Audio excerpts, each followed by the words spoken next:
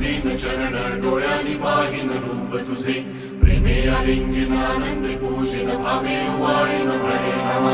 त्वमेव माताच पिता त्वमेव त्वमेव बंधुश्च सखा त्वमेव त्वमेव विद्या जगं त्वमेव त्वमेव सर्वं मम देवदेव कायेन वाचा मनसेन्द्रियेण बुद्ध्यात्मना वा प्रकृति स्वभावं करोमि यत्